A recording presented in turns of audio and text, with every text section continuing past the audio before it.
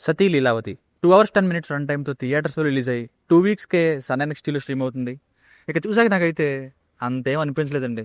సినిమాలో స్టోరీ ఏంటంటే విడిపోదాం అనుకున్న భార్యాభర్తలు మళ్ళీ తిరిగి ఎలా కలిశారు అన్నది. మేబీ క్లైమాక్స్ని చెప్పినట్టే ఎమోషనల్ వేలో రెస్ట్ ఆఫ్ ద ఫిల్మ్ని హ్యాండిల్ చేస్తుంటే మంచి ఫీల్ గుడ్ ఫిల్మ్గా మారుండేదేమో మేబీ. కానీ ఫస్ట్ హాఫ్ అంతా వీళ్ళిద్దరూ విడిపోవాలి అనే ఇష్యూ చుట్టూనే వీళ్ళిద్దరి మధ్యనే ప్రెజెంట్ అండ్ వీళ్ళ లవ్ స్టోరీ ఫ్లాష్ బ్యాక్తోనే నింపేశారు. సెకండ్ హాఫ్ క్లైమాక్స్ ఒకటి బాగుంది, కానీ మిగతాదంతా సప్తగిరి గారి కామెడీ, సహాయ్ గారి కామెడీ దీంతో నింపేశారు. లాజిక్స్ అసలు ఉండవు. సో ఇందువల్లనే నాకు అంత ఏం అనిపించలేదు. కొన్ని సీన్స్ వరకు పర్వాలేదు, అంటే స్టార్టింగ్ సీన్స్, ఒక 2 చోట్ల కామెడీ, క్లైమాక్స్ ఇలా అక్కడక్కడ అంతే. ఇక ఫ్యామిలీతో చూడొచ్చా అంటే గుళ్ళు స్టార్ రోల్లో ఒక 2 చోట్ల ఏమైనా ఇబ్బంది పడొచ్చు. ఫ్లాష్ బ్యాక్లా చూపిస్తున్నప్పుడు ఆ కమీడియన్ యొక్క సీన్స్వి, ఐ మీన్ అడల్ట్ వెబ్ షోస్వి, అది తప్ప మిగతాదంతా చూడొచ్చు. బేసిక్ స్టోరీ లైన్ ఏంటంటే ఆల్రెడీ చెప్పేసా, విడాకులు కావాలని భర్త, వద్దు అనే భార్య ఎలా కలిశారు, అసలు కలిసారా లేదా అన్నది స్టోరీ.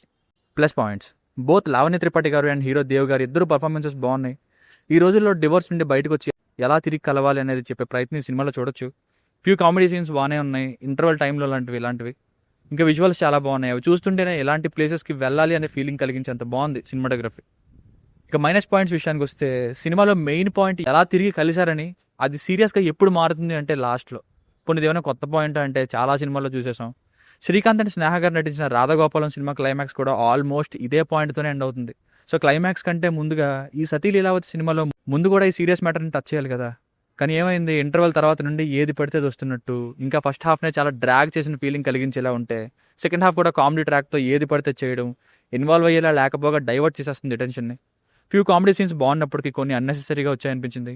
దీనివల్లనే మెయిన్ ట్రాక్ కూడా సైడ్ ట్రాక్ అయిపోయింది. సో ఫైనల్గా మూవీకి వర్డిక్ట్ ఏంటంటే ఇంకొంచెం ఫీల్ గుడ్ వేలో నెరేట్ చేసి ఉంటే బాగున్నాను. ప్రెసెంట్ అయితే అక్కడక్కడ బాగుంది అంతే. సో అన్ యావరేజ్ ఫిల్మ్ అనే చెప్పాలి. దీనికి రేటింగ్ వచ్చేసి ఇది నా ఒపీనియన్ 2.5/5. మీకు కనుక వర్క్ నచ్చినట్లయితే ఇలాంటి మరిన్ని రివ్యూస్ కోసం మన ఛానల్ని సబ్స్క్రైబ్ చేసుకోండి. Thank you.